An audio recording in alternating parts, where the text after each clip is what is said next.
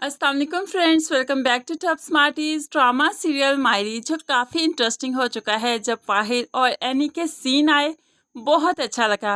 जब उसने अपने ही ससुर से कहा कि उससे अपनी बीवी के साथ प्राइवेसी में कुछ टाइम गुजारना है, बराए मेहरबानी आप यहाँ से चले जाइए। तब हबीब का और एनी का चेहरा देखने वाला था। रहीला को तो बहुत गुस्सा आया। गुस्से में हबीब भी यहाँ से चला गया। तो ये सीन काफ़ी इंटरेस्टिंग था। एनी जो कि अकाउंट्स का काम बहुत अच्छे से जानती है, इसलिए उसने फाहिर को काफ़ी हेल्प की और उसको बताया कि बिजनेस में 10 लाख का नुकसान हो रहा है और ये डिपॉजिट स्लिप अब्बा के नाम की है। उन्होंने ही ये पैसे निकलवाए हैं। फाहिर को तो बहुत गुस्सा आया, लेकिन एनी उसकी इतनी हेल्प कर रही है, ये देखकर उसे बहुत खुशी भी होती है। अब तलाक मिलने के खौफ से आयशा भी अपनी माँ के घर बैठ गई, फायजा को भी साथ ले गई। तो अब सारे फैमिली वाले बैठे हैं। तो माँ बोलने लगी, जब से ज़हीर गया है मेरे घर का निज़ाम ही बिखर गया है। मैं रोज़ रोज़ के तमाशों से तंग आ चुकी हूँ। भला आयशा क्यों अपने मेके चली गई? हबीब तुमने उससे तलाक की धमकी क्यों दी? तभी हबीब भड़कने लगा, लेकिन आप उससे भी तो पूछिए ना, एनी के थ्रू उसने मेरे कमरे से कागजात क्यों चोरी करवाए? एनी तो ऐसे बार बार इल्ज़ाम सहते सहते थक गई, अब सर पकड़ कर बैठ गई।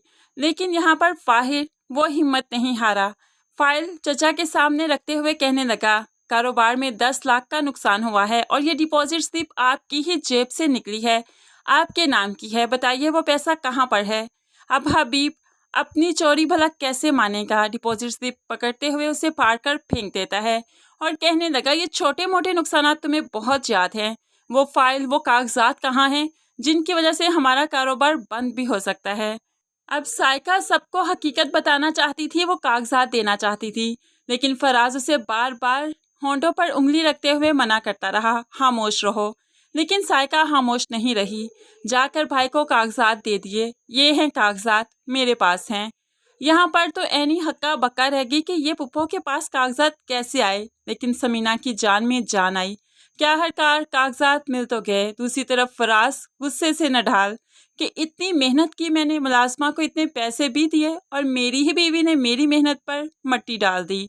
साइका ने यहाँ पर बहुत अच्छा काम किया कि कागजात सबके सामने रख दिए, असल हकदारों को दे दिए। लेकिन क्या वो फराज की हकीकत सबको बताएगी?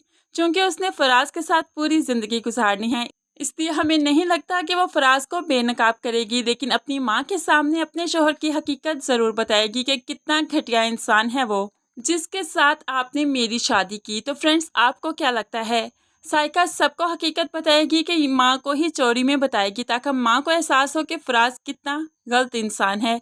ज़रूर कमेंट्स में आप भी अपनी कीमती राय का इजहार कीजिएगा। मज़ीद वीडियोस के लिए चैनल को सब्सक्राइब करके साथ बेल नोटिफिकेशन ज़रूर प्रेस कीजिए, ताकि आने वाली हर वीडियो बहुत आसानी से देख सकें। अल्लाह हाफिज़।